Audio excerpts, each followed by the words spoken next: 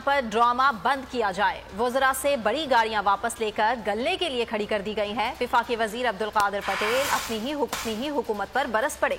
ऐवान में खिताब करते हुए कहा, मुफ्ती अब्दुल शकूर की जान चली गई। मुझे बताया जाए कि वज़रा से गाड़ियां वापस लेकर आम सी करोला कार क्यों दी गई। ये कार हादसे में चिपक गई। वज़रा से प्रोटोकॉल ले लिया गया। अरकान पार्लियामेंट को 1,68,000 तनख्वाह मिलती है। आप उसकी 2011 की लैंड क्रूजर लेके आप उसको 13 सीसी से गाड़ी दे रहे हैं, वो जो चिपक गई उसके साथ। तो ये जो आपने 2011 की लैंड क्रूजर लेके सबसे ऑस्टेरिटी ये खड़ी कर दी, तो ये खड़े खड़े खराब होती रहे और ये वजीर इस तरह मरते रहे। एक अगर उसके पीछे स्क्वाड होता तो इसको इज्जत से अस्पताल तो ले जाता। उसको थ्रेट भी थे, सबको हैं।